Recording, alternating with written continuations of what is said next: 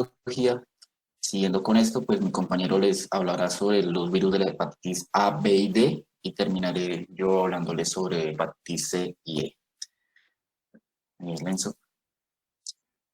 Entonces, la hepatitis viral es una infección que generalmente ocurre por 5 principales agentes etiológicos, que son virus hepatotrópicos que se llaman virus de la hepatitis A, B, C, D y E. Si bien estos son virus que poseen características antigénicas y moleculares diferentes, a términos clínicos van a manifestar presentaciones similares. Entonces vamos a ver que van a ser cuadros que van a iniciar desde una patología asintomática que va a ir progresando y puede llegar a todos a manifestar una complicación como una hepatitis fulminante o en algunos casos presentar cronicidad como es más común en los virus que se transmiten por vía hematógena hasta el punto de presentar el riesgo de desarrollar cirrosis o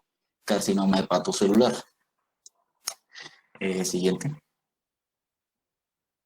Entonces, hablándoles brevemente de la epidemiología, según datos del CIVIGILA para el sexto periodo epidemiológico del año 2020 en Colombia, se presentaron 657 casos de hepatitis A, de los cuales pues manifiestan que el 64.1% ocurrieron en varones y el 35.9% en mujeres. Según los datos del CEVIGILA, las infecciones con hepatitis A han tenido una reducción significativa con respecto al mismo periodo del año anterior, que corresponde a un 70.2% menos. Esto pues en base a unas mejores condiciones de salubridad y unas mejores condiciones de vida supuestamente mejoradas en los últimos años. La hepatitis ha tenido, como pueden ver en la gráfica que está en la parte inferior, una tendencia a la reducción. El año anterior hubo un pico de hepatitis A, pero este año nuevamente se logró recuperar esa reducción que se venía presentando en los años anteriores. Siguiente. Ahí se presenta, pues, con los casos de hepatitis B y C, pues, ocurre algo similar. A lo largo de los últimos años, las infecciones por estos virus se han ido disminuyendo. Como podemos ver, los virus de la hepatitis B y C, pues, desde el periodo 2015 a lo que corresponde el periodo 2020, han tenido, si bien leves fluctuaciones en cuanto a la hepatitis B, que corresponde, pues, a las barras azules, como un comportamiento más estable. El comportamiento de la hepatitis C ha presentado reducciones y periodos epidemiológicos en los que aumenta. Pero en términos generales, en comparación con el año anterior, pues ha habido una reducción considerable. En el caso de la B de un 18.7% y de la hepatitis C de un 32.4%. Como pueden ver, pues la población en la que predomina pues, es la población masculina. Y básicamente, pues, en la clasificación, la hepatitis B presenta el mayor número de casos, seguido por la hepatitis C, y la hepatitis B, que se considera aguda, considera un 14.8% de los casos, y la crónica representó el 10.3% de los casos. Esto es básicamente la situación actual epidemiológica de estos virus en nuestro país. Siguiente.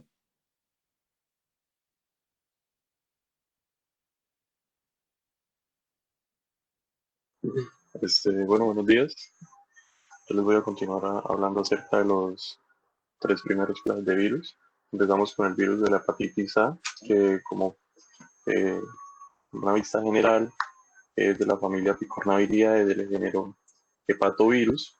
Este va a ser un virus que en su cápside va a contar con 4 polipéptidos que le van a conferir 4 serotipos, de los cuales no van a tener ninguna repercusión y inmunitariamente van a ser indistinguibles. Este es un RNA viral sin envoltura, un genoma de 7500 nucleótidos. Y el virus es bastante sensible a la ebullición durante un minuto, al formaldehído o cloro o a la radiación ultravioleta. Este va a ser un virus de reproducción que predomina en el hígado, aunque también va a afectar el aparato gastrointestinal, pero según leía, la presencia del virus en las heces y en la bilis van a dar razón de que la reproducción se va a presentar en el hígado. Bueno, vamos a tener, como le acabo de decir, la presencia en cuanto a en el hígado, bilis, las heces y en la sangre, ya en la fase final del periodo de incubación y en las fases presintomáticas y preictéricas. Bueno, y aunque la presencia del virus va a ser en el hígado, la viremia y la infecciosidad van a disminuir considerablemente una vez empieza a presentar el cuadro de ictericia en el paciente. Bueno, en cuanto a su genoma, como vemos en la imagen de la derecha, en cuanto a las proteínas estructurales, vamos a encontrar eh, las, las regiones para BP4, BP1, 2 y 3, que van a configurar la procápside, pero como les mencionaba, no tiene mayor relevancia. En cuanto a su fisiopatología, el virus va a ingresar a las células hepáticas por un receptor es un receptor celular para el virus de la hepatitis A. Ya adentro, por medio de su RNA polimerasa, va a empezar la replicación y por la sección C3, que va a codificar la proteasa, va a empezar a producir sus proteínas virales y va a generar una liberación que no va a generar análisis celular, por lo cual no vamos a tener daños en el hepatocito en cuanto a la replicación del virus. Este virus va a tener un tiempo de incubación promedio de 28 días, pero que puede ir de 15 a incluso 50 días. No va a presentar una infección crónica. Y algunos pacientes van a tener una recaída de 6 a 9 meses siguientes. Y lo que es la insuficiencia hepatocítica por hepatitis fulminante va a ser eh, en un porcentaje demasiado bajo y tiende a aumentar un poco, pero en pacientes mayores de 40 años y en los cuales se tenga alguna comorbilidad que afecte el hígado y nos pueda generar este desenlace. En cuanto a su transmisión, principalmente es fecal oral, que va a generar que ciertas poblaciones estén en riesgo, como por ejemplo la población escolar, en las cuales los niños pueden presentar una transmisión horizontal. Se da también en regiones con pobre higiene, eh, el consumo de alimentos contaminados, eh, relaciones sexuales relaciones sexuales anales. Y hablando de las fases del virus, vamos a tener 4 fases, empezando con el periodo de incubación, que va desde el primer contacto con el virus hasta el inicio de los síntomas, que como les decía puede ir de 15 a 50 días. Tenemos una fase 2 que es bastante corta, que es una fase preictérica, que va a durar 5 a 7 días y el cuadro va a estar predominado por los síntomas de un dolor en epigastrio y astenia, ya síntomas menos comunes. Vamos a tener náuseas, vómito, fiebre y anorexia, y en algunos casos ya aún más raros, vamos a poder tener malestar o mialgias. Ya para la fase 3, que es la fase ictérica, que puede durar hasta 12 semanas, pero que va a ser autolimitada, no vamos a llegar a una etapa de cronicidad. Va a estar predominada por una fase ictérica progresiva, vamos a tener alcoholia, coluria y en muy pocos casos, o en casos raros, hepatomegalia y esplenomegalia. Y ya para la fase 4, que esta va a ser la fase convaleciente, que sea después del cese de la fase ictérica. Bueno, para los criterios diagnósticos, principalmente tenemos la clínica del paciente, que va con los síntomas que les acababa de mencionar: ictericia, fatiga, dolor abdominal, la pérdida del apetito, náuseas, fiebre, diarrea, orina oscura. Vamos a tener el radioinmunoensayo y la prueba de ELISA. Y en cuanto a serología, vamos a buscar detectar el suero del anticuerpo del tipo IgM contra este virus, que puede permanecer de 4 a 6 meses y en ocasiones puede empezar a declinar después de un año. En cuanto al tratamiento para la hepatitis A, no existe como tal un tratamiento, sino que más bien se busca controlar los síntomas que mayor afecten al paciente, como puede ser la diarrea o el vómito. Y se mandan recomendaciones como el reposo en cama, una dieta baja en grasa, mejorar la higiene, bueno, como les decía, el manejo sintomatológico de la enfermedad, identificar riesgos de insuficiencia hepática y se deben interrumpir anticoagulantes y, en caso, fármacos para una terapia de reemplazo hormonal que, pueden generar en una colestasis. Y como tal, también desaconsejar el consumo de alcohol. En cuanto a la profilaxis o prevención, se tiene se tenía como alternativa la gamma globulina, que según leía, era una opción hace más de 50 años, que hoy en día es un poco más obsoleta, pero que se puede usar en sitios donde hay un brote, como pueden ser, un ejemplo, un batallón. Y por otro lado tenemos la vacuna contra la hepatitis A, que ha sido el reemplazo de la gamma globulina. En este cuadro que les presento están las principales características de la profilaxis. Como vemos acá, en cuanto al derivado del suero biológico, está más presente en la gamma globulina, la adquisición pasiva de los anticuerpos, eh, aunque en la estimulación de producción de anticuerpos va a predominar la vacuna de la hepatitis. Vamos a tener también con la vacuna un mayor título de anticuerpos, y en cuanto a la efectividad preexposición, va a estar, en un mejor porcentaje la vacuna de la hepatitis. Aparte de que la duración de la protección va a ser mucho mayor. Bueno, hablando ya de la hepatitis B, en sus generalidades es un virus de DNA de la familia Hepatnavirus, del género Orthohepatnavirus, que se clasifica como un hepatnavirus de tipo 1,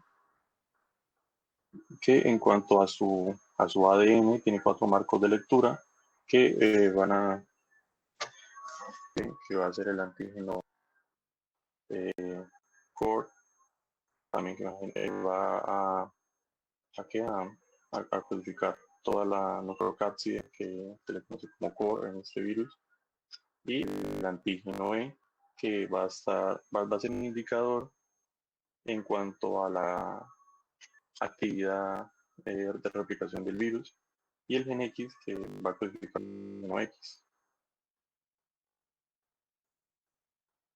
Bueno, en cuanto a la infección por el virus de la hepatitis, puede ser agudo o crónica y su gravedad va, va a ir desde una enfermedad sintomática o una sintomática y progresiva. Y la infección crónica la vamos a definir como la persistencia de la superficie, el HBsAg, por más de 6 meses. Entonces, en cuanto a la presentación del virus de la hepatitis B, puede ser aguda, con una resolución, pues vamos a tener una hepatitis crónica, las cuales me puede llevar a... Y vamos a tener un variante que aunque su porcentaje es poco, se puede presentar en dados casos como comorbilidades del paciente, como variaciones en cuanto al virus total o por coinfecciones, como puede ser con el virus D o con el virus C de la misma familia de estos virus de la hepatitis. En cuanto al periodo de incubación, va a ser bastante prolongado, que puede ir de 4 a 26 semanas. Y su transmisión puede ser por infección a sangre contaminada del tipo parenteral, son esos pacientes que son consumidores de drogas inyectables, eh, pacientes en diálisis, eh, pacientes con relaciones sexuales de riesgo y una transmisión vertical como puede ser la maternal infantil. Bueno, en cuanto a la fisiopatología del virus, no está muy bien descrito, como mencionaban los artículos, cómo el virus va a ingresar a hepatocito, va a estar mediado por un receptor que no se conoce, pero es bastante importante, pues este mecanismo de entrada lo va a compartir con el hepatitis D. Les menciono más adelante, pero esa es su principal necesidad en cuanto a la infección, para que el virus de la hepatitis D eh, tenga actividad. Después después de unirse a los receptores, dentro del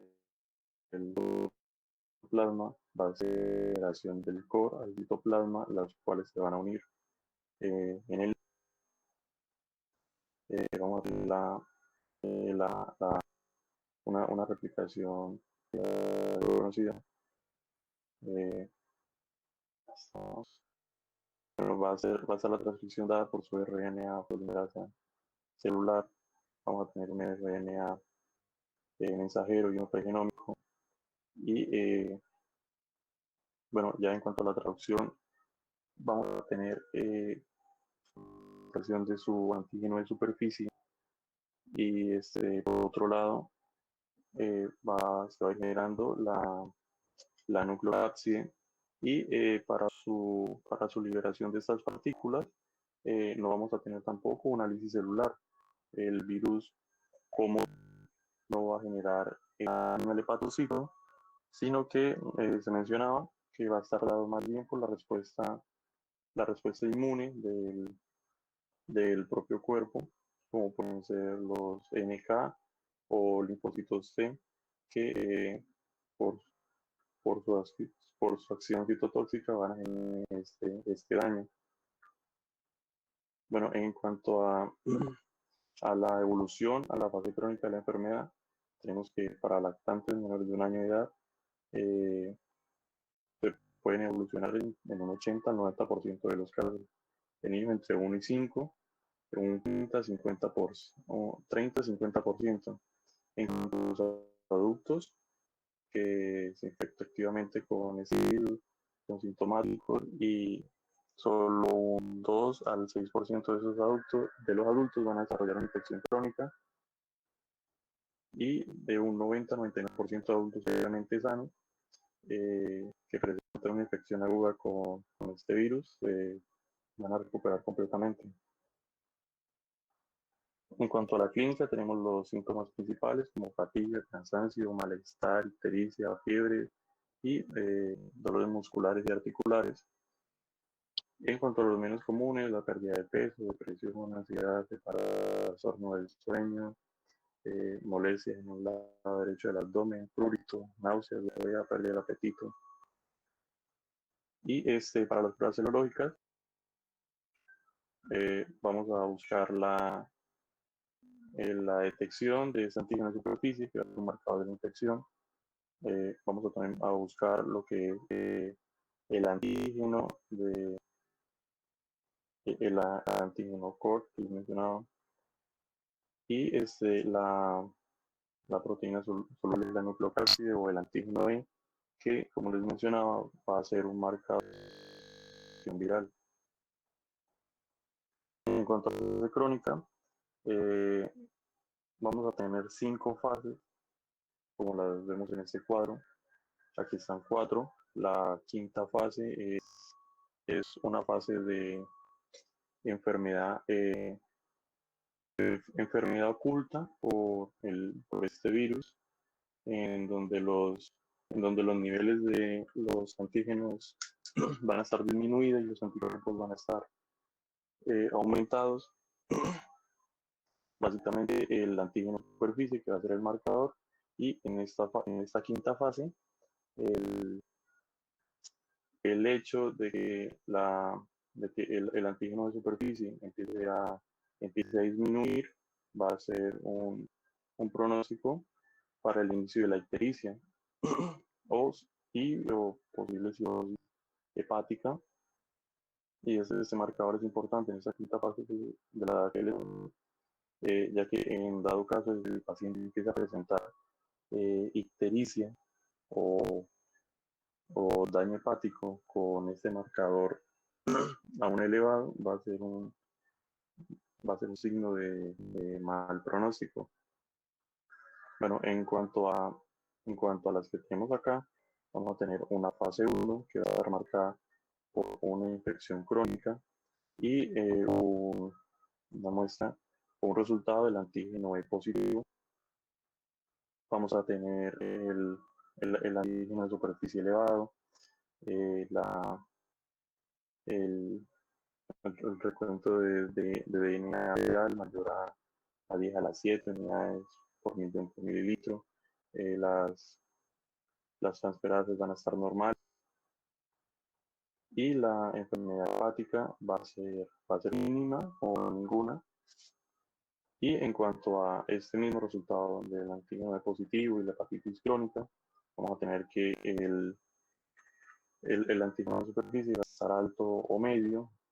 Obviamente el E va a estar positivo, la carga viral va a ser de 10 a la 4, de 10 a la 7, las transferadas van a estar elevadas en ese momento y la enfermedad hepática va a estar moderada a severa. Ahora se me olvidó decir, la primera fase es una fase que se le llama inmunotolerante. La segunda fase es la inmunoreactiva positiva con el antígeno E. Y en la tercera fase, que vamos a tener el antígeno de superficie bajo, el E positivo, en donde, el DNA viral está por debajo de 1000 unidades por mililitro, y vamos a tener la enfermedad hepática y la miotransferasas van a estar normales y con ausencia de enfermedad hepática. Eso se le va a llamar el portador inactivo. Y una hepatitis crónica como fase 4, en donde vamos a tener el antígeno de superficie a niveles intermedios, L negativo, la carga viral mayor a 2000, aminotransferasas elevadas. En ese paciente la enfermedad hepática va a ser moderada a severa y se le conoce como hepatitis crónica con el antígeno negativo. En cuanto a las pruebas que vamos a encontrar, este cuadro sacado de la guía clínica del hospital.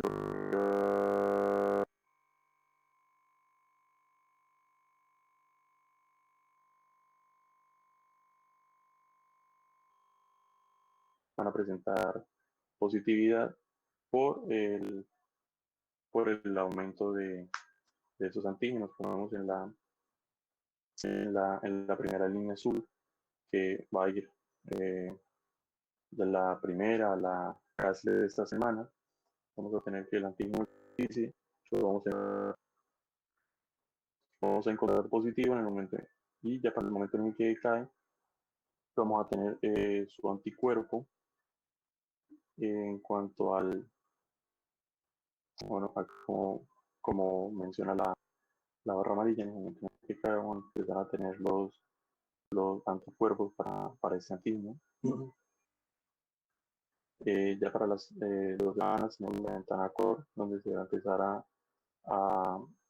a evidenciar o vamos a empezar a encontrar los anticuerpos para el antígeno core.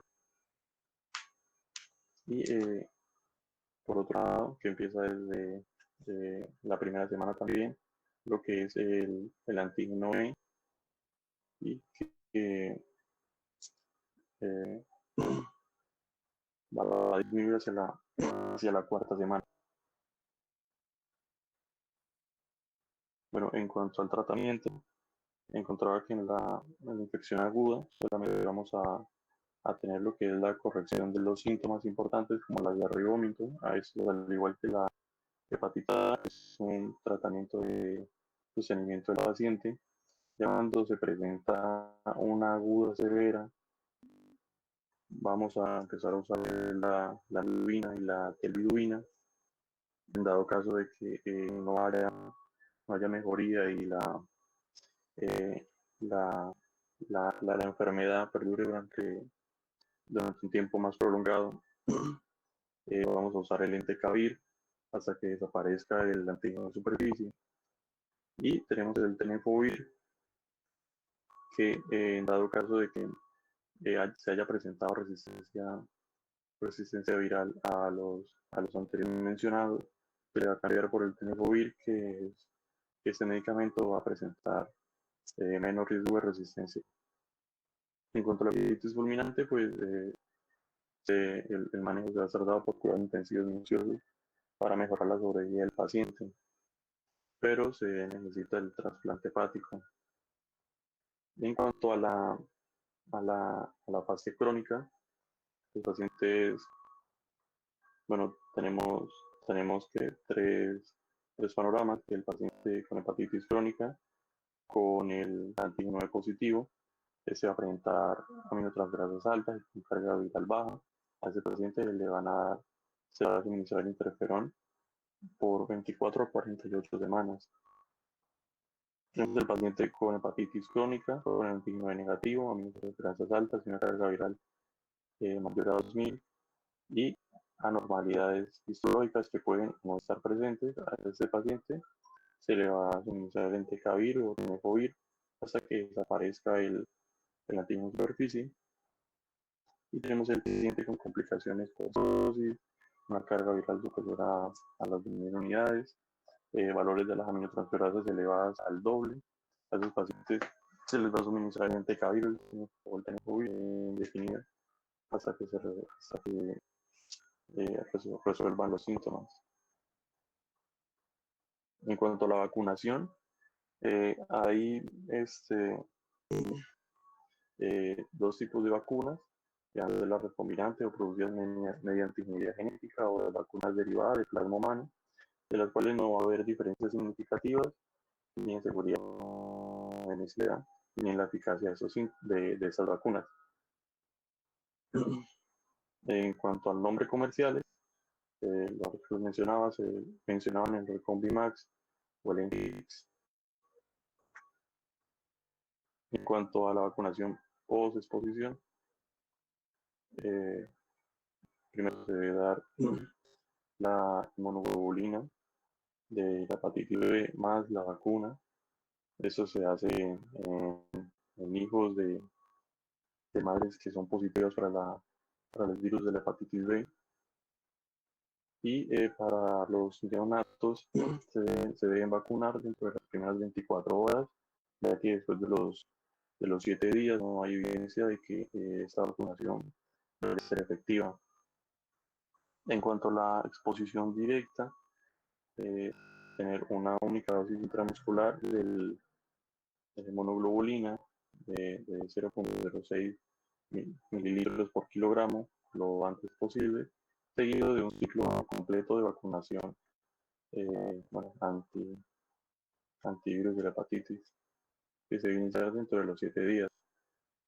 Y para pacientes que su método de exposición haya sido por medio de contacto sexual, vamos a tener una única dosis intramuscular de la inmunoglobulina a la misma dosis entre los primeros 14 días, acompañado de un ciclo completo de la vacunación. El artículo mencionaba que para todos los casos el hecho de suministrar primero la sensibilización con la inmunoglobulina no va a estar, no va a ser posible en muchas regiones, en muchos países, por el costo de este tratamiento. Y bueno, mencionaba esto, pero no me comentaba lo que eran las alternativas en cuanto a esta vacunación por exposición. Ya pasando al virus de la hepatitis D del género Deltaviridae, es un virus de ARN incompleto que va a precisar el antígeno de superficie de la hepatitis B para poder transmitir su genoma de la otra. Este va a tener un tiempo de incubación de 60 a 90 días, que pueden variar tanto a 30 a 80 días. Y el curso de su enfermedad va a estar dada por el curso de lo que dure la enfermedad por el virus de la hepatitis B. Puede presentar coinfección o una superinfección. En la coinfección puede ser enfermedad aguda severa, por un bajo riesgo de infección crónica, y esto va a ser indistinguible de la enfermedad aguda por el virus de la hepatitis B. Y en la superinfección, habitualmente desarrolla exacerbación de la hepatitis crónica, como les mencionaba, también presenta alto riesgo de heteropatía crónica. La, lo que es la superinfección con este virus de la hepatitis D puede generar un peor pronóstico o mayor daño hepático en el curso de la enfermedad. En cuanto a la transmisión, vamos a tener una vía parenteral por exposición a la sangre y producto de derivados infectados mediante la vía perinatal y por contacto sexual.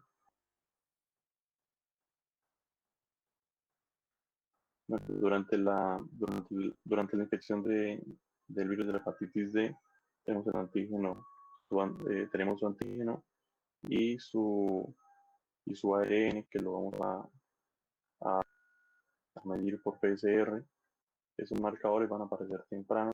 Y el anticuerpo para el virus de la hepatitis D, que va a ser el IgM, va a aparecer más tardíamente. En cuanto a esta enfermedad, debe sospecharse en individuos portadores del antígeno de la hepatitis B, que muestran alteraciones bruscas de las aminotransferasas o una exacerbación de la enfermedad. En cuanto al diagnóstico, se va a hacer con marcadores serológicos que muestran el IG-MANTI de la hepatitis D. Tenemos el anticuerpo IgM contra la hepatitis D, que no va a ser un anticuerpo protector, pero va a persistir en la infección crónica. Y para esos pacientes con sospecha se debe demostrar el RNA viral intrahepático mediante la prueba de PCR. Y pueden pasar de 30 a 40 días después de la aparición de los primeros síntomas, antes de que se pueda detectar este anticuerpo. En cuanto al tratamiento, tenemos que el interferón es la única alternativa terapéutica. Vamos a tener dosis de 5 millones de veces por semana durante 12 meses. Y la desaparición del antígeno de hepatitis D en el tejido hepático, el E de superficie y la hepatitis B o ambas al final del tratamiento son indicativos de la suspensión del interferón. Y en cuanto a la prevención, primero, en cuanto a la confección de estos dos, se evita por la vacunación contra el virus de la hepatitis B. En cuanto a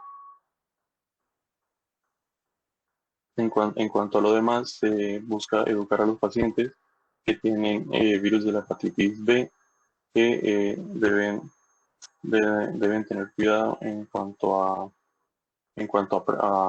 a evitar los mecanismos de la transmisión de esa hepatitis, pues puede generar un peor curso de su enfermedad.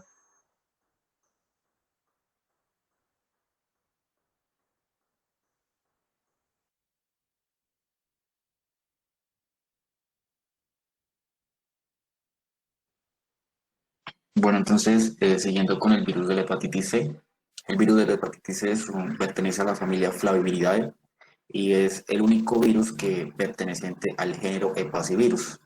Entonces, hay 6 genotipos del virus de la hepatitis C, lo cual significa que entre cada uno de estos virus hay una diferencia genómica aproximadamente superior al 30%. Entre cada genotipo vamos a encontrar, aunque menos relevantes, van a haber estos subtipos que van a tener una diferencia entre virus entre cepa y cepa de alrededor de un 20% en su genoma. Y hay una tercera denominación para aquellos que tienen leves diferencias, pero no alcanzan a entrar en alguna de estas dos clasificaciones que se consideran como cuasi especies. Entonces aquí vamos a ver variaciones en el porcentaje de diferenciación de su genoma, pero que van a ser inferiores al 20%. Entonces los virus de la hepatitis C son virus de RN de 9.600 nucleótidos monocatenarios que van en sentido positivo y son de estructura lineal. Entonces, su genoma va a codificar una poliproteína de aproximadamente 3.000 aminoácidos que cuando se desdobla va a generar sus 10 principales proteínas virales. Estas proteínas virales pues la van a conformar 4 que son estructurales y que están codificadas desde el extremo 5' por el gen de la nucleocápside y por los genes de la envoltura proteica. Entonces, la región 5' tiene una región no traducida, que básicamente va a ser la zona que va a interaccionar con los ribosomas. Al ser un virus de ARN, no necesita conjugarse con el material genético del hospedador, sino que directamente puede realizar su proceso de división y de replicación. Entonces, la proteína, pues el gen C básicamente va a ser un gen que va a tener una alta conservación entre especie y especie, no va a variar mucho. Básicamente este gen es el que nos indica la presencia de un virus de la hepatitis, pero los genes que codifican para las proteínas de la envoltura son regiones hipervariables. Esto significa que tienen alta tasa de mutación. Y como tienen alta tasa de mutación, es por esto que este virus tiene una alta facilidad para evadir las respuestas del sistema inmunológico. Básicamente, estas proteínas es que se debe que sea tan difícil encontrar una vacuna y generar anticuerpos que puedan persistir a lo largo del tiempo. Entonces, los genes desde el extremo 3', el P7, el NS2, NS3, son genes no estructurales que básicamente me van a codificar aquellas enzimas necesarias para el ensamblaje y para la liberación del virus. Entre las más importantes, pues podemos ver que NS3 pues, va a codificar para una helicasa, NS3 junto con NS4 pues para una proteasa, NS5 para una fosfoproteína que es multifuncional y que es necesaria en la membrana para llevar a cabo su, su ensamblaje. Y la más importante se codifica en N5B, básicamente por aquí se codifica la RNA polimerasa y de esto depende la replicación viral. básicamente los fármacos que tienen para la terapia, tanto individualizada como genómica, van a ir específicamente hacia estos genes y van a impedir la transcripción pues, de estas proteínas para que se imposibilite pues, su replicación. Siguiente. Entonces, cuando hablamos de la fisiopatología de la hepatitis C, pues técnicamente es un virus cuya transmisión es principalmente por vía hematógena. Eh, en la década aproximadamente de 1950, pues era muy común que las transfusiones sanguíneas, pues el virus no era conocido como virus de la hepatitis no A y no B, entonces no estaba identificado, entonces no habían pruebas que fueran lo suficientemente confiables, entonces era muy común que a través de las transfusiones sanguíneas, pues las personas se infectaran con el virus.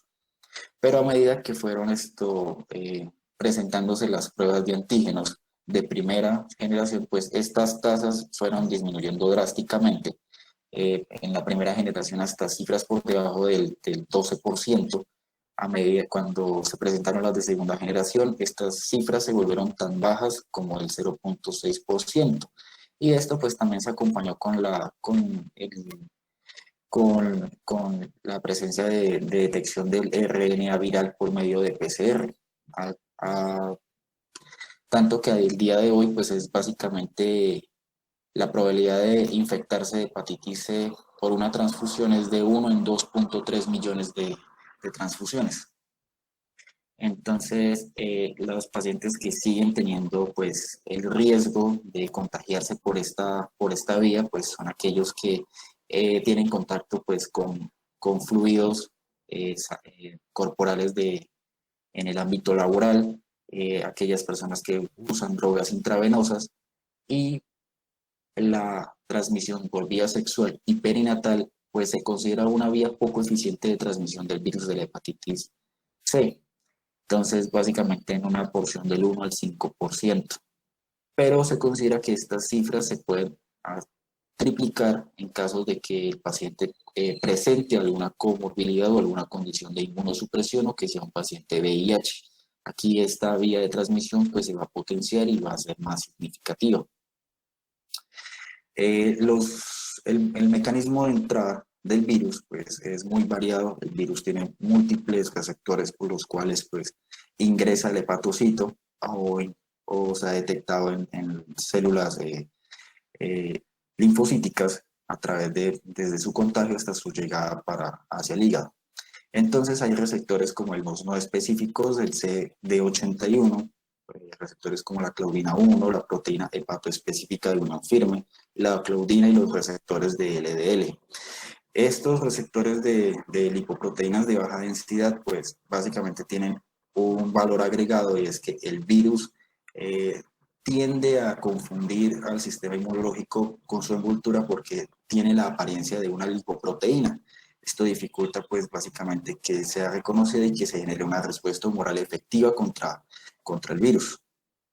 Cuando finalmente pues, se logra realizar una presentación antigénica efectiva, los linfocitos TCD4 van a activar van a realizar una liberación de citoquinas que van a activar a los CD8.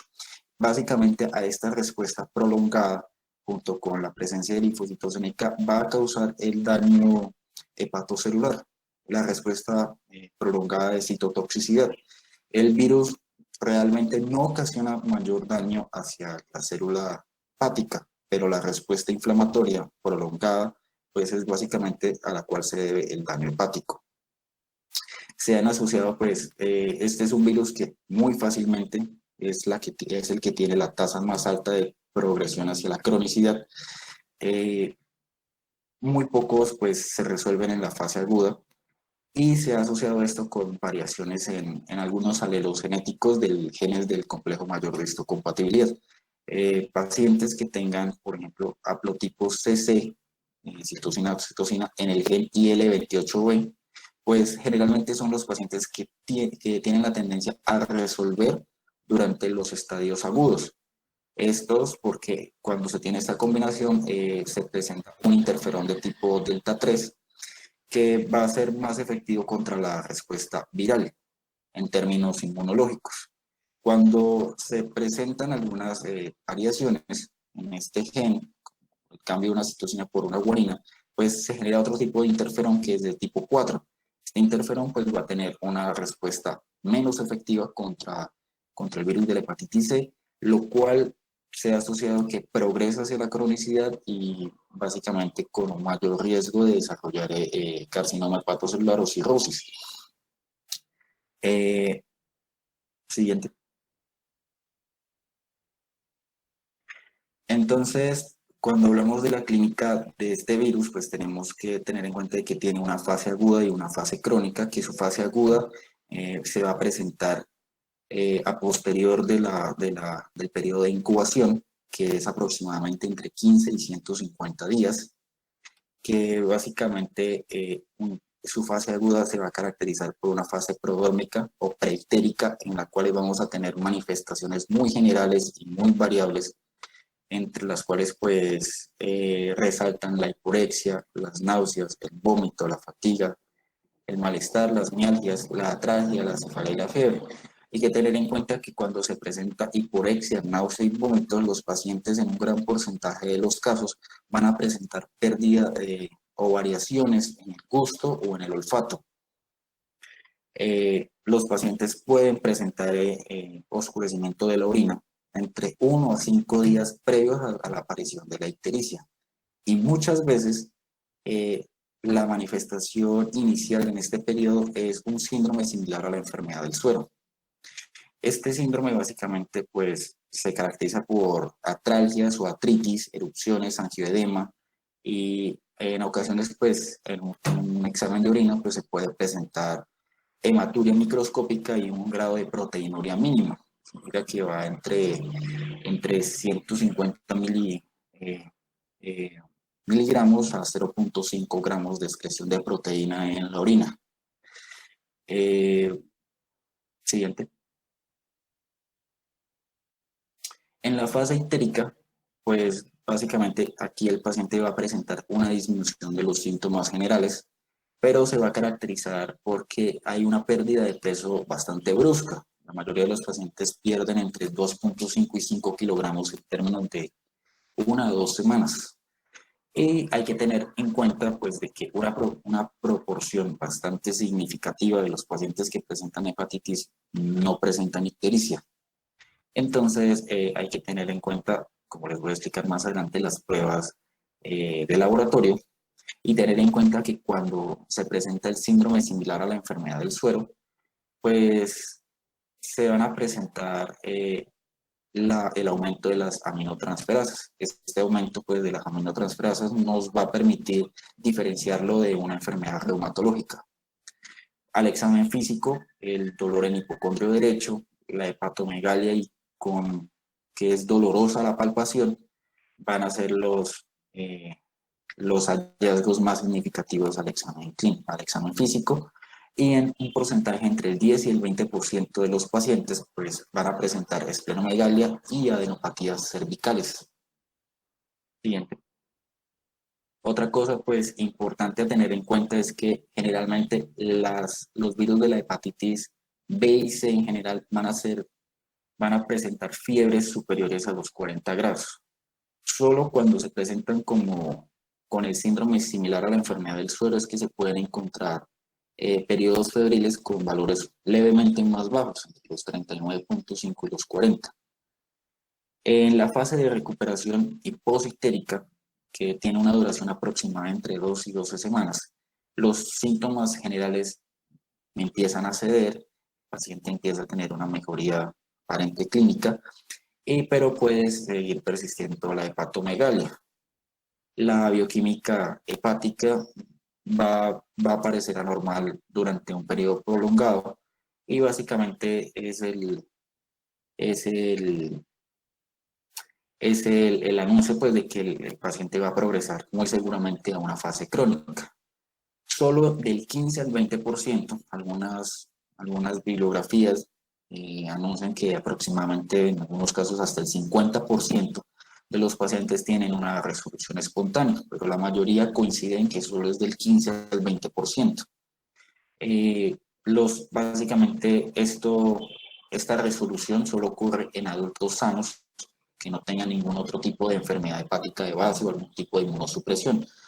Solo el 15%, solo del 15 al 20% de estos pacientes logran la resolución espontánea, y cuando ocurre generalmente pues lleva un periodo de entre 3 y 4 meses. Siguiente.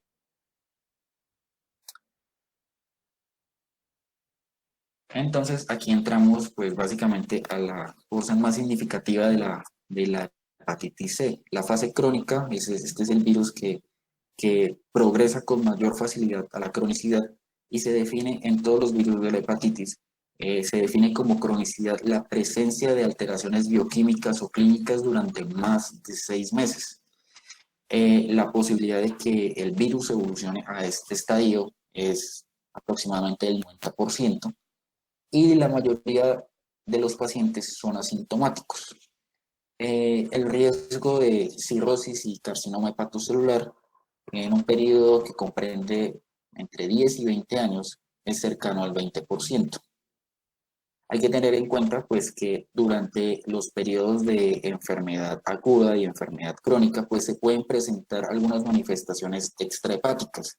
Estas manifestaciones extrahepáticas, muchas son raras, no ocurren, pero pueden llegarse a presentar durante cualquiera de durante cualquiera de estas dos fases de la infección.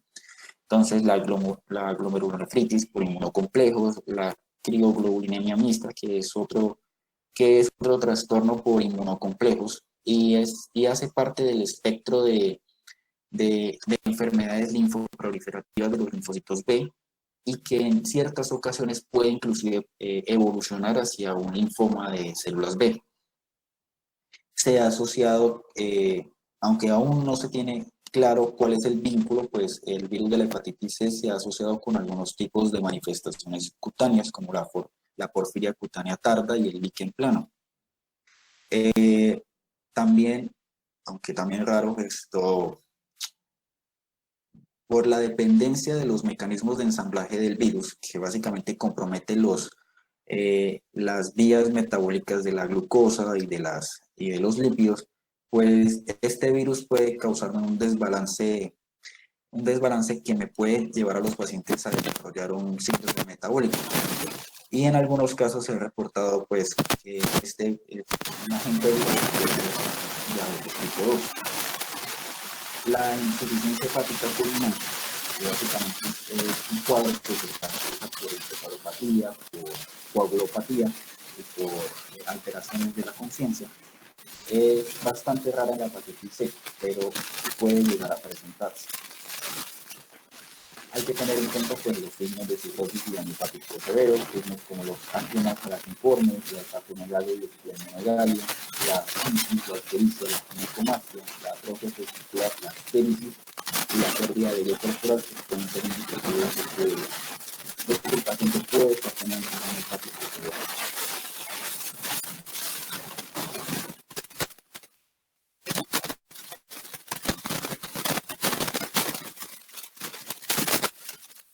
Siguiente. Y él se le escucha como feo.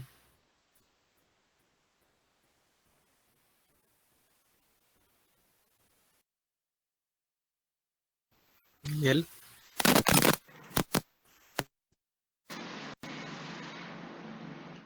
¿Mejor o sigue igual? Ya, mejor. Bueno. Entonces, los paraclínicos de la hepatitis C, lo principal que se debe solicitar es las aminotransferasas. Entonces, vamos a ver que la AST y la LT generalmente pueden llegar a presentar cifras tan elevadas como 4.000 unidades internacionales, pero una de las principales características que se puede tomar es que generalmente la relación entre la ALT y la AST es mayor a 1 entre la ALT. Esto va a ser pues aunque no es 100% sensible, puede indicarnos de que el daño hepático es ocasionado por una etiología viral. La fosfatasa alcalina puede presentarse normal o levemente aumentada. Los valores de bilirrubina generalmente tienden a ser bastante altos, siempre superando los 5 miligramos por mililitro y pueden llegar hasta los 20 miligramos, o inclusive en ocasiones se reporta de que estos valores pueden seguir aumentando. En el hemograma, pues hay variaciones bastante fluctuantes, puede presentarse una neutropenia, linfopenia transitoria y seguido también pues una posible linfocitosis. Los tiempos de coagulación, el PT, principalmente va a ser un signo que hay que prestarle mucha atención porque va a ser un indicativo de mal pronóstico. Siempre que el PT esté aumentado y el paciente tenga alteraciones de conciencia, pues va a ser un indicativo de que el paciente está evolucionando hacia una encefalopatía con insuficiencia hepática.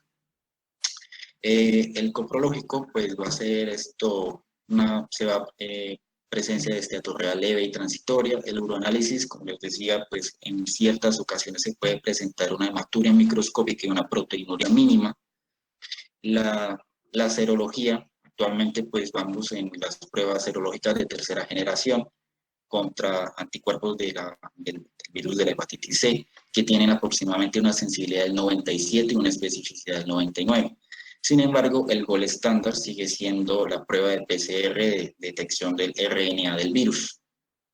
Hay pruebas comerciales y estas van a ser bastante importantes para la identificación del genotipo, ya que el genotipo es bastante importante para direccionar el tratamiento. La biopsia, pues, lo que se encuentre según el grado de metavir, pues, no es muy relevante a la hora de aplicar el tratamiento, ni tampoco es un valor que dé un pronóstico acertado sobre la enfermedad. Siguiente. Entonces, ¿cómo se hace el diagnóstico de la hepatitis C? Entonces, básicamente las manifestaciones clínicas y un aumento de las aminotransferasas junto con la bilirrubina y la presencia de anticuerpos contra la hepatitis C o que se determinen mediante PCR el material genético del virus. La hepatitis anictérica, pues las manifestaciones clínicas junto con el aumento de aminotransferasas y la determinación pues, de screening. En la hepatitis crónica, pues que se presenten anomalías bioquímicas durante básicamente un periodo que supere los 6 meses y que básicamente se sigan presentando signos de inflamación hepática. Y el portador asintomático se define como un paciente sin manifestaciones clínicas evidentes, pero que al mismo tiempo tiene tanto los anticuerpos como el RNA del virus presente y determinado mediante PCR. Estos son los determinantes para establecer de que el paciente tiene una enfermedad crónica, más de 6 meses y las 2 pruebas positivas. Básicamente se utiliza tres criterios para determinar de que el paciente tiene una enfermedad pues, crónica. Y es que básicamente un paciente que no tenga una resolución completa antes de los 6 meses, que a través de una biopsia se puedan evidenciar necrosis de los puentes multilobulillares o que tampoco se detecte una normalización de la bioquímica hepática durante estos 6 meses, pues básicamente me va a determinar un diagnóstico de una hepatitis crónica. Siguiente. Entonces, el tratamiento de la hepatitis C. El objetivo del tratamiento siempre es la erradicación del virus y la manera de cuantificar este tratamiento se hace a través de una escala de respuesta virológica sostenida, el SVR. Entonces, esto se define como la presencia de RNA viral durante las 12 semanas después de completar la terapia. Entre más efectivo sea el tratamiento, pues los valores de RNA viral pues tienen que estar mayormente disminuidos o inclusive pues erradicados completamente. Los regímenes actuales de tratamiento pues son libres de interferón alfa, aunque se pueden combinar con este medicamento, pues básicamente ya cada vez es menos usual, ya que estos antivirales de acción contra los genes que les mencioné desde el inicio, pues son bastante efectivos. La ribavirina es un fármaco, un análogo de nucleócido, que básicamente me va a inhibir pues, la conjugación de los nucleótidos del virus. Y los más importantes, los que básicamente definen el tratamiento, son los antivirales de acción directa, los DAT, que básicamente se pueden combinar entre sí y pueden tener la presencia tanto de ribavirina como del interferón.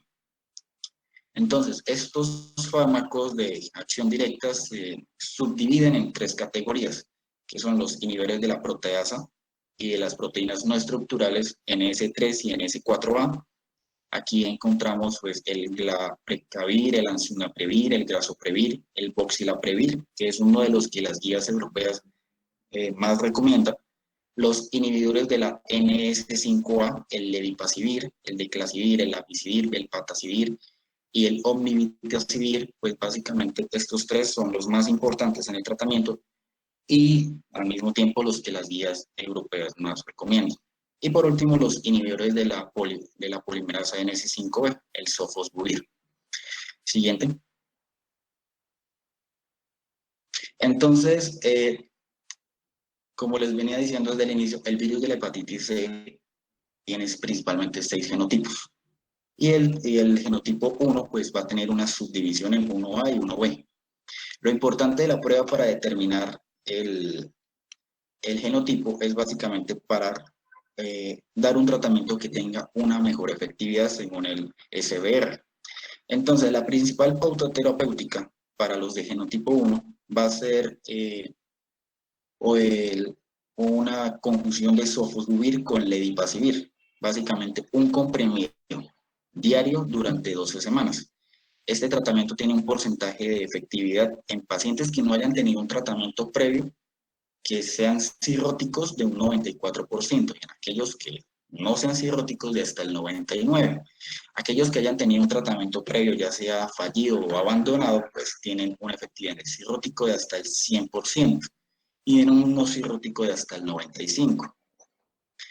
Otros tratamientos igualmente efectivos son el sofosbuvir más el cimeprivir, un comprimido diario también durante 12 semanas, en los cuales pues las tasas de recuperación en pacientes sin tratamiento están cerca del 93%.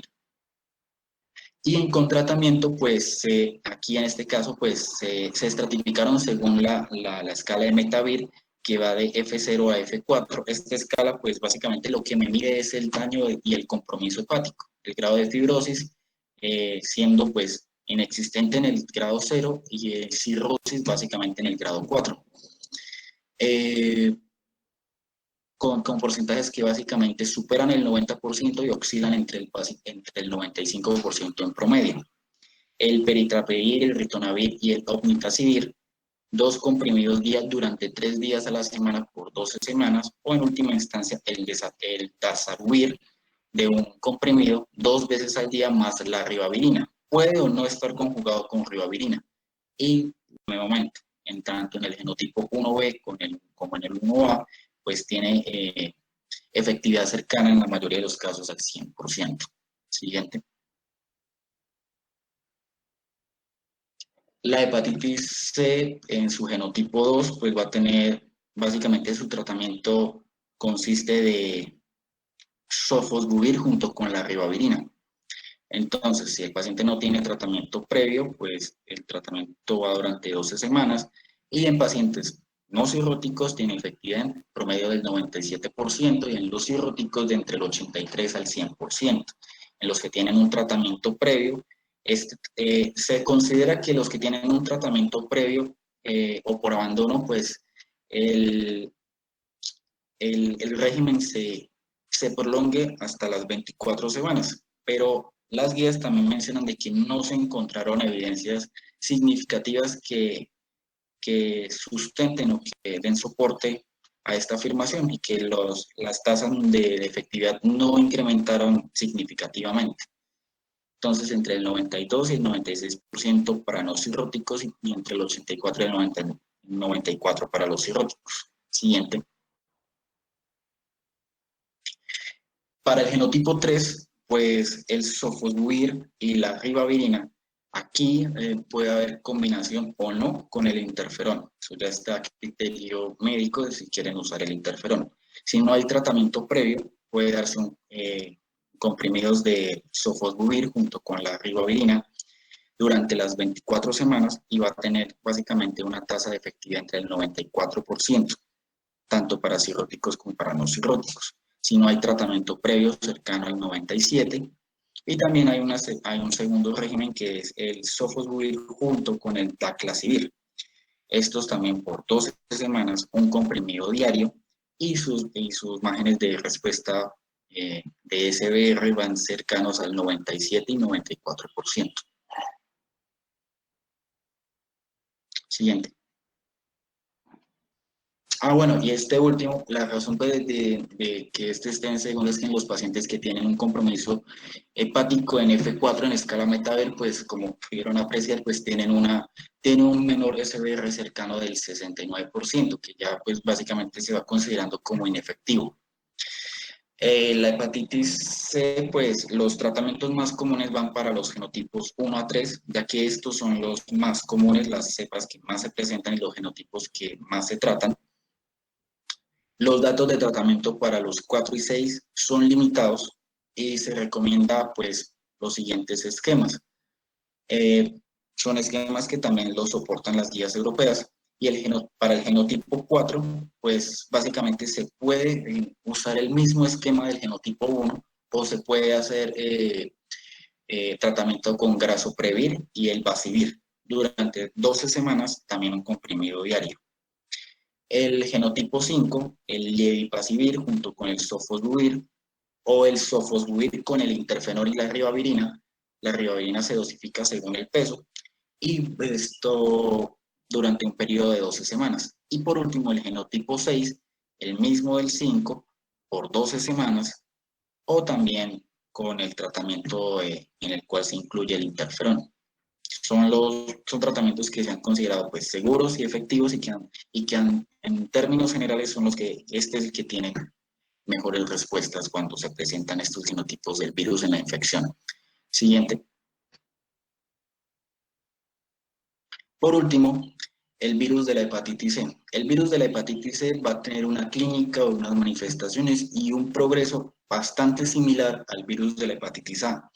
Este virus, pues, es común de algunas zonas de Medio Oriente, de algunas zonas de África subsaharica y en América Latina, pues básicamente el único país donde se tiene un mayor reporte es en México. Si bien hay genotipos de este virus que se han asociado con presencia mundial, pues los más comunes de infección se encuentran en países en vía de desarrollo. Entonces hay un serotipo del virus de la hepatitis C, pero que comprende 5 genotipos, 4 de los cuales pues tienen infección en humanos, el último solo en primates. 1 y 2 son los que se consideran más virulentos y son los que se presentan pues en los países en vía de desarrollo, y 3 y 4 en los países considerados desarrollados. Técnicamente estos últimos, el 3 y el 4, son los que tienen mayor asociación zoonótica, ya que se han asociado básicamente con el consumo de carne de cerdo con malas condiciones de manejo. El virus de ARN es un virus de ARN de aproximadamente 7.200 nucleótidos, también monocatenario y lineal, que básicamente va a tener 3 marcos de lectura, tanto siendo el primer marco el más grande y el que codifica para sus proteínas estructurales. El 2 y el 3 pues van a codificar las proteínas necesarias para su síntesis. Y cuando el subgenómico, pues esta es básicamente la variación que se presenta en los subgenotipos. Siguiente.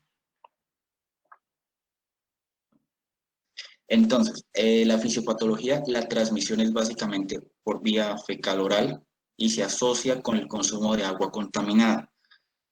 Cuando se asocia con infección zoonótica, la carne de cerdo se considera como el principal reservorio animal, pero también se ha asociado su presencia en camellos, ciervos, ratas, conejos y otros mamíferos. principalmente los fenotipos 3 y 4, como les mencionaba. Se desconoce la fisiopatología, el mecanismo de acción y de inmunoalteración de este virus. Y básicamente se intenta describir su fisiopatología más letal, que es la que ocurre en mujeres embarazadas, ya que este virus es el que causa la hepatopatía fulminante del embarazo. Básicamente se atribuye a que el virus de la hepatitis, a través de cuando llega a su infección en el hepatocito, pues va a afectar la producción de factores de la coagulación. Va a haber una alteración que, junto con la combinación de las variaciones hormonales durante el embarazo, va a generar una coagulación intravascular diseminada. Estos cambios hormonales pues llevan a este proceso, porque al mismo tiempo los cambios hormonales generan un desbalance a nivel de los linfocitos T helper 2. Y este desequilibrio pues básicamente aumenta la acción de los helper 1 y van a hacer un estado más procoagulante, que básicamente lleva a esta hepatopatía fulminante. Siguiente. La fase aguda, igual que en todos los demás virus, aparece después del periodo de incubación. En este caso, que es en promedio de entre 14 y 60 días, 5 semanas siendo la media. Una fase aguda que, igual que los demás virus, pues va a tener una fase preitérica, itérica y de resolución. La fase aguda, igual, signos variables, inespecíficos como hiporexia, náuseas, vómito.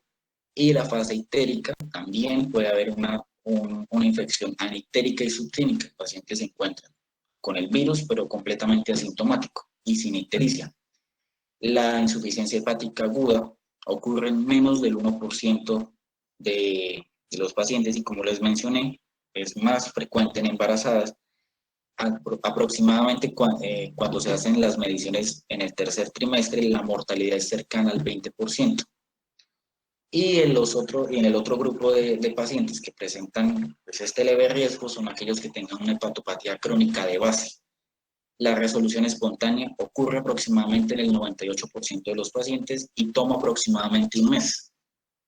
La fase crónica, cuando la infección sobrepasa los 6 meses, es muy rara, pero sí se ha evidenciado, y algunos artículos la evidencian, de que puede incluirse este virus entre los virus de que progresan a hepatopatía crónica. Generalmente, pues, solo en pacientes que están muy inmunocomprometidos, aquellos que tengan algún tipo de trasplante o sean pacientes VIH, por ejemplo. Siguiente.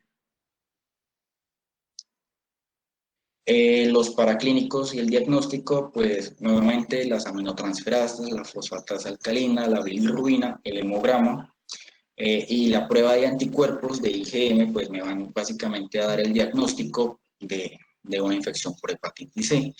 Cabe destacar de que estas pruebas diagnósticas en muchos países pues se reservan solo para los centros epidemiológicos, ya que se considera pues un brote que hay que prestarle atención. Algo que se me ha olvidado decirle sobre la bilirrubina es que, aunque no es regla general, y a medida que progresa la enfermedad, los valores tanto de la bilirrubina indirecta como la directa suelen estabilizarse y tener valores similares. Es común de que la bilirrubina indirecta, durante ciertos periodos de la enfermedad, sobrepase las cantidades que normalmente, el porcentaje que corresponde, y haga que la bilirrubina directa disminuya de su porcentaje de aproximadamente el 12% por debajo de este, que va a ser básicamente una hiperbilirrubinemia indirecta, la que se presenta en los virus con las infecciones por hepatitis. El diagnóstico pues se va a hacer con manifestaciones clínicas junto con la elevación de transaminasas y bilirrubina. Puede ser de predominio indirecto, además de la confirmación por las pruebas de screening de anticuerpos, y junto con este conjunto me da el diagnóstico. Siguiente. El tratamiento y la profilaxis, pues básicamente la hepatitis C crónica se trata con ribavirina en monoterapia durante aproximadamente 3 meses y tiene un SBR registrado que supera el 78%. La profilaxis en las inmunoglobulinas aún no tiene un efecto preventivo bien cuantificado y bien demostrado, y existe una vacuna que se considera efectiva e inocua y se aprobó en el 2011 por la OMS. Grupos de investigación de la OMS la catalogaron como efectiva e inocua y es una vacuna de origen chino. El, que básicamente va dirigida inicialmente contra el genotipo 1, pero que ha demostrado ser efectiva contra los otros genotipos. Esta básicamente es una vacuna que pues la OMS no recomendó incluirla en los esquemas generales de vacunación de los países, pero aprobó su uso en aquellas áreas que se consideraran endémicas. Esto ocurrió en el año 2015. Siguiente. Y esta fue la bibliografía y muchas gracias.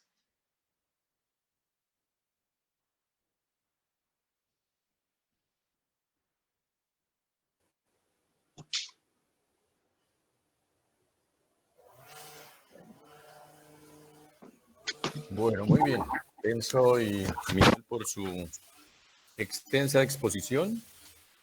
Ha quedado claro entonces que las hepatitis virales por los virus llamados hepatotropos más importantes que nosotros tenemos son los que se clasifican con las letras que ya vieron: A, B, C, D y E, ¿cierto? Y ahí vamos. Es probable que haya otros virus que sean también hepatotropos, pero que todavía no estén bien conocidos.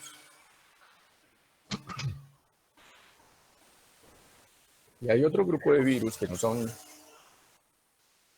hepatotropos, pero que pueden causar también algún grado de hepatitis en el curso de la enfermedad. Por ejemplo, el citomegalovirus, el virus de Epstein-Barr, el virus del dengue. Cuando ustedes ven pacientes con dengue y les piden transaminasas, las transaminasas están elevadas. Eso significa que hay algún grado de hepatitis causado por estos virus. Pero bueno, hoy teníamos que concentrarnos en estos que son los virus hepatotropos. Para resumir y decir las cosas más importantes de cada uno de ellos, pues entonces, primero que, ¿cuáles son los inmunoprevenibles? Entonces, la vacunación. ¿Y cuáles tenemos entonces nosotros en el esquema de vacunación nuestro, en el país, según el ministerio? Pues tenemos para el virus de la hepatitis B y el virus de la hepatitis A. La vacunación es la que ha hecho que esos descensos sean tan grandes, ¿no? Hasta el 70% de un año a otro con respecto a la hepatitis A y alrededor del 30% para el virus de la hepatitis B. El virus de la hepatitis B comienza la vacunación en los primeros 2 meses de edad a través de la vacuna pentavalente, que contiene no solo el virus de la hepatitis B, sino también hemófilos, difteria, tosferina y tétanos. Antes a eso se le llamaba la triple vacuna, que era el DTP, pero entonces les agregaron influenza y les agregaron el virus de la hepatitis B. Y el esquema pues comprende dosis a los 2, a los 4, a los 6 meses, y ahí ya termina el esquema de vacunación para el virus de la hepatitis B. Para la hepatitis A, la vacunación la reciben los niños a la edad de 12 meses. Cuando hay los refuerzos, entonces, de influenza, sarampión, fiebre amarilla, neumococo, etc. Eso es lo que ha hecho que impacte realmente sobre la aparición y la epidemiología y la prevalencia de la enfermedad entre nosotros. Norte de Santander es un departamento que presenta muchos casos de hepatitis B. No tenemos una estadística nacional aquí disponible, pero entre los departamentos que más reportan hepatitis B es Norte de Santander. Entonces ahí se están haciendo ajustes para mirar a ver qué está pasando con la vacunación. Y no deberíamos tener casos de hepatitis B. Y yo he dicho otras veces que la hepatitis B tendrá que llegar un momento a ser como un recuerdo. Es decir, en aquella época todavía teníamos hepatitis B y la hepatitis B tenía una fase aguda y una fase crónica y pasaba de 6 meses. Las alteraciones serológicas, pues entonces se consideraba crónica y evolucionaba hacia cirrosis y hepatocarcinoma en algunos casos.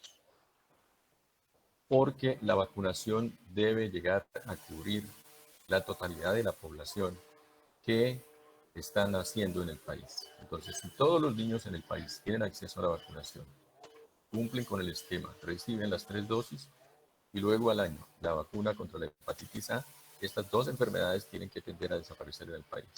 Y para nosotros, pues entonces más adelante serán solo referencias y recuerdos de que hubo casos de hepatitis B y de hepatitis A en Colombia. Y lo mismo debe pasar en el resto del mundo, por supuesto. Con respecto a la hepatitis B, pues, o a la hepatitis A primero, digamos, pues es una enfermedad que es autolimitada, que en sí es leve, que presenta algunos síntomas, que se presenta en grupos de personas, niños en las guarderías, como mencionaron, un batallón o alguna cosa así. Y la transmisión es oral fecal. Entonces, eso es muy fácil de determinar, la hepatitis A, con la inmunoglobulina E para este virus. El tratamiento pues es solo sintomático y solo un pequeño porcentaje, menos del 1% desafortunadamente, evolucionan a hepatitis con características fulminantes. El paciente pues fallece en una insuficiencia hepática aguda. Hay algunas ocasiones en que aparecen unas semanas después del inicio de la enfermedad como una especie de rebrote, entonces aparecen nuevamente síntomas, aparece nuevamente elevación de las bilirrubinas y de las aminotransferasas, pero también evoluciona de forma espontánea hacia la resolución. En el caso de la hepatitis B, la mayor parte de los pacientes que adquieren la enfermedad resuelven ellos mismos la enfermedad. Es decir, su sistema inmune es capaz de producir una seroconversión, producir los anticuerpos contra el antígeno superficial, con el antígeno central y controlar la enfermedad. Y un porcentaje pequeño, pues entonces evoluciona hacia las formas crónicas. Y está definido tanto para la hepatitis B como para la hepatitis C que para poder hablar de cronicidad es más de 6 meses. Antes no deberíamos hacer nada. Entonces, desde el punto de vista práctico, ¿qué debemos hacer con los pacientes que se presentan al servicio de urgencias y les diagnosticamos hepatitis B? Es decir, el paciente que tiene fiebre, que tiene ictericia, que tiene dolor en el hipocondrio derecho, que tiene elevación de las aminotransferasas, que tiene hiperbilirubinemia, y le hacemos el antígeno superficial de la hepatitis B y nos da reactivo. Depende de la presentación clínica. Si el paciente está muy comprometido en su estado general, debemos hospitalizarlo y debemos hacerle un manejo sintomático para las náuseas, para el dolor, hidratarlo, darle reposo. Si no es esa la condición, pues entonces puede ir a su casa. Si el paciente está severamente enfermo, es decir, está evolucionando casi a una enfermedad de daño hepático severo que haga pensar en que puede entrar en una insuficiencia hepática, entonces ese paciente se debe hospitalizar y hospitalizar en la unidad de cuidado intensivo. Y a ese paciente hay que empezarle tratamiento. Solo a ese paciente, empezarle tratamiento. Y la otra cosa que tenemos que hacer con ellos es mirar a ver si lo que tenemos es una coinfección por el virus de la hepatitis D. El virus de la hepatitis D no tiene identidad propia. Necesita el virus de la hepatitis B para hacer sus manifestaciones. Y una de ellas es a través de la coinfección, cuando los casos agudos de la hepatitis B se presentan de una manera muy grave y muy severa. Y como digo, es el momento en que se justifica que tengamos un tratamiento con los medicamentos que pueden usarse para el tratamiento de la hepatitis B y que deberían hacerse en la unidad de cuidado intensivo. Si se encuentra que tiene hepatitis B, pues entonces hay que utilizar el interferón más los otros fármacos que se utilizan para el manejo de la hepatitis B aguda. Si el paciente no tiene ninguna de estas características, sino que es un paciente que está en buen estado, que tiene hiperbilirubinemia por ahí en 8, las aminotransferasas han pasado de 1000 y la fosfatasa alcalina está un poquito elevada, pero el paciente está en buen estado general, se le manda a su casa. ¿En qué momento debemos hacerle un control? Más o menos a las 8 semanas. Porque, de acuerdo con la gráfica que nos han presentado, ese es el tiempo prudente en el cual ya los anticuerpos contra los antígenos presentes en el virus pues empiezan a presentarse. ¿Y qué es importante determinar en ese momento? También el antígeno E para saber si está positivo. Si ya hay presencia del anticuerpo contra el antígeno superficial y el anticuerpo contra el antígeno central. El antígeno E es muy importante determinarlo en la evolución de la enfermedad porque, como se ha dicho, significa replicación del virus. ¿Y qué significa eso clínicamente? Que el paciente es infectante. Mientras su antígeno E sea positivo, el virus está replicando y por tanto el paciente es infectante. Como se ha dicho, el principal mecanismo de transmisión es a través del contacto sexual, pues eso quiere decir que esa persona, hombre o mujer, que tenga contacto sexual con relaciones no protegidas, entonces se convierten en relaciones de riesgo para su pareja. Entonces puede transmitirle el virus de la hepatitis B. Y eso hay que decírselo al paciente. Cuando lo vemos en urgencias y le decimos, se va a ir para su casa, vamos a ver dentro de 2 meses, le voy a hacer unos exámenes, entonces miramos las pruebas de función hepática, hacemos los marcadores virales y entonces va a ir a la consulta externa. Pero pilas, que mientras tanto usted puede estar infectando. Entonces hay que tener las medidas de precaución, no tener relaciones sexuales o tener relaciones sexuales protegidas. ¿Listo? Y el siguiente control, pues entonces lo hacemos a los 6 meses. Y a los 6 meses determinamos si el antígeno superficial está positivo o está negativo. Si está negativo, ya lo dejamos quietico. Y ni siquiera hay que determinar el anticuerpo, porque si el antígeno ya no está presente el anticuerpo contra el antígeno superficial de la hepatitis B. Pero si queremos, podemos hacer todo el screening nuevamente y mirar a ver cómo está el anticuerpo contra el antígeno central, el anticuerpo contra el antígeno superficial y mirar también si está positivo o negativo el antígeno E. En el caso de que nos den positivos estas pruebas, pues entonces consideramos que el paciente sea cronificado. Y entonces ahí viene la clasificación, que si es con el antígeno E positivo y si es con el antígeno E negativo. Y que si se trata de una enfermedad crónica o si se trata de una hepatitis. La hepatitis la define es la cantidad de copias presentes en el examen del RNA viral y la elevación de la ALT, de la alaninotransferasa. Porque eso quiere decir que hay actividad inflamatoria dentro del hígado. Y eso es uno de los parámetros que debe tenerse en cuenta para iniciar el tratamiento en este caso. Y los tratamientos, pues entonces ya nos dijeron y no vamos a repetirlos porque nos hacemos un poquito tediosos con eso. Con respecto al virus de la hepatitis D, pues entonces, como ya dije, solo se presentan esas condiciones de la coinfección en la presencia de la hepatitis B en una forma aguda severa o cuando hay un rebrote de la enfermedad. ¿Sí? El paciente estaba más o menos controlado, iba bien y de pronto elevó nuevamente las transaminasas, las bilirrubinas, presentó síntomas clínicos y hay algún grado de severidad en la evolución de la enfermedad, entonces debemos determinar y lo que tiene es una coinfección por el virus de la hepatitis D. Y con respecto al virus de la hepatitis C, pues entonces es muy poco común entre nosotros, pero se han reportado casos. El grupo de gastroenterólogos colombianos están interesados en determinar si hay casos en Colombia de hepatitis E. Y fíjense que hay un grupo al cual le va muy mal con la infección del virus de la hepatitis E que se transmite al hombre como una zoonosis, o sea, se pasa de un reservorio que es el cerdo y que si las carnes no están bien tratadas, pues entonces se puede pasar y contaminarnos y producir este tipo de hepatitis. Y ese grupo es el grupo de las mujeres. Entonces, una hepatitis E en una mujer embarazada es una cosa bastante severa y que puede incluso llegar a causar la mortalidad hasta en el 20% de estas personas. Los esquemas de tratamiento en general, por ejemplo, para la hepatitis C, pues entonces, de hepatitis C, sí, la hepatitis E, pues dependen de los genotipos, porque la hepatitis C, para complicarnos la vida, pues entonces tiene 6 genotipos y hay que determinar cada genotipo. Pero bueno, cuando hayamos hecho el diagnóstico y tengamos un paciente para hacer este tipo de manejo, pues tenemos que remitirlo a gastroenterología.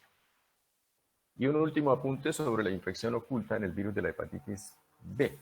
Eso ofrece una dificultad adicional, porque aparentemente el paciente está bien o el paciente se hizo cirrótico, pero resulta que cuando le hicieron los estudios para el antígeno superficial de la hepatitis B es negativo, pero el anticuerpo contra el antígeno central está positivo. Y si se hace la determinación del RNA viral, se encuentra el virus. Lo que pasa es que está en títulos muy bajitos, por debajo de 200 unidades internacionales por mililitro, y las ALT pueden estar normales o elevadas. Y en ese caso, pues entonces se necesita tratamiento, porque su dificultad está en que si decimos que todos los que tengan antígeno superficial negativo, pues entonces no tienen el virus ya. Pero sin embargo, este subgrupo están negativos, pero el anticuerpo, perdón, contra el antígeno central está positivo, la viremia está positiva en bajas cuantía y puede tener alteración de las alaninotransferasas y la ALT. La ALT es la que debemos utilizar para mirar la evolución de la enfermedad y saber si hay actividad inflamatoria o no. La otra aminotransferasa no es tan útil. Bueno, entonces la insistencia es en que vacunemos a los niños, en que podamos tener unos esquemas apropiados porque se trata de enfermedades que son inmunoprevenibles en el caso de la hepatitis A y de la hepatitis B, que pueden causar serios problemas, sobre todo cuando se cronifica la hepatitis B. Y en últimas, la hepatitis B y la hepatitis C pueden llegar a producir cáncer hepático, hepatocarcinoma. Entonces, en este caso, para el virus de la hepatitis B, es un cáncer que se puede prevenir a través de una vacunación que se hace en los primeros 6 meses de la vida. Más o menos esa es la idea que se tiene con el papiloma humano, ¿no? El virus. En la vacunación con el virus del papiloma humano, pues también va a prevenir la presencia de carcinoma del cervix uterino. ¿Hay alguna pregunta o hay alguna inquietud por parte del auditorio?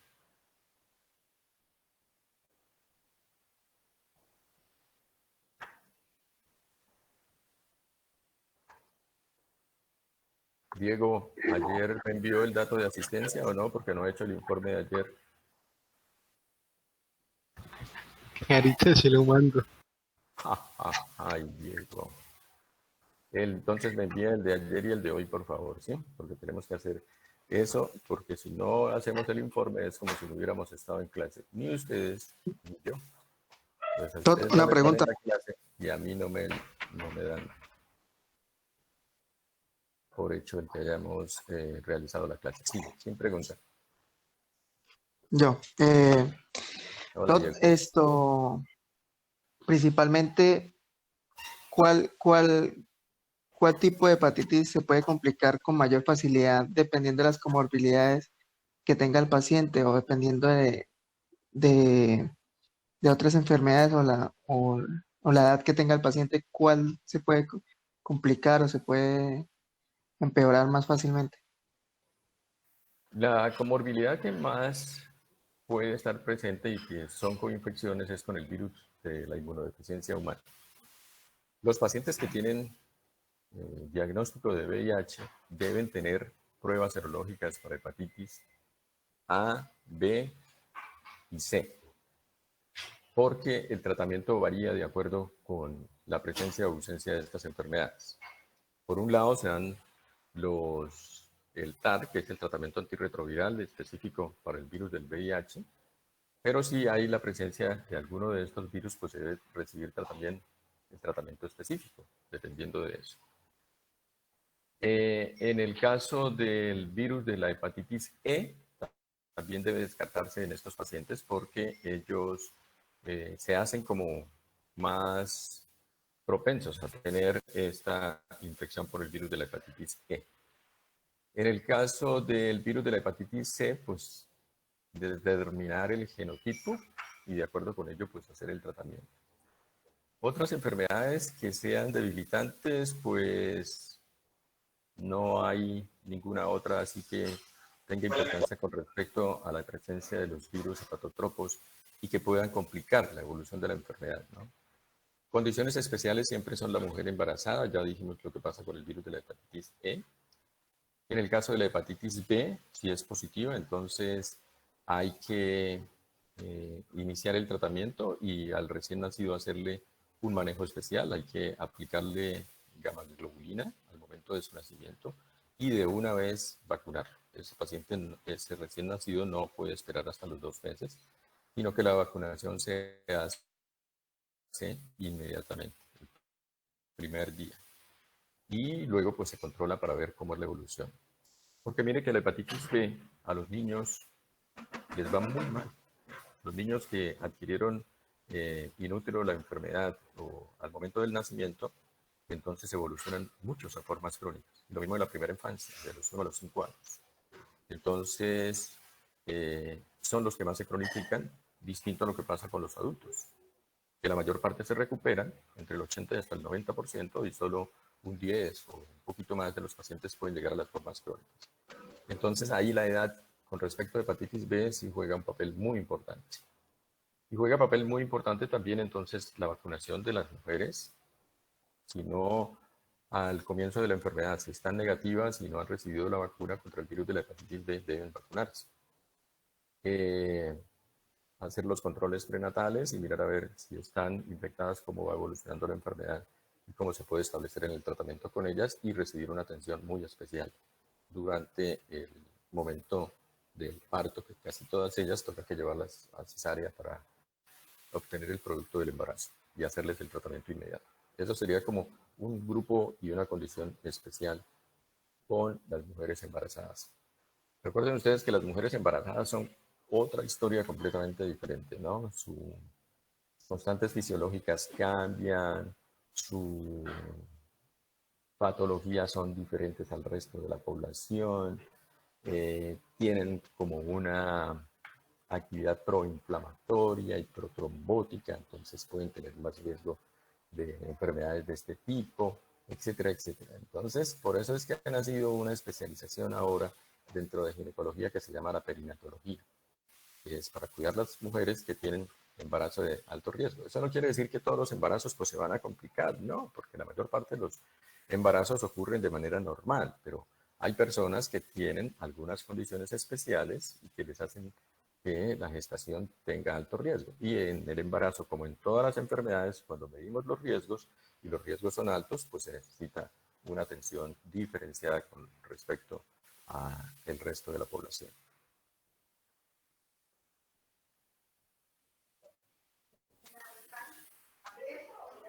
¿Estamos?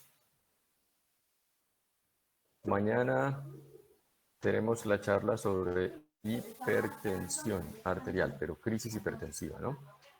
Entonces, mañana los veo madrugaditos a las 5:55 y haremos la clase para ver cómo resolvemos esos problemas. Diego, quedo pendiente de las asistencias. Listo. Bueno, entonces hasta mañana, muchachos. Hasta Listo, mañana. doctor, muchas gracias.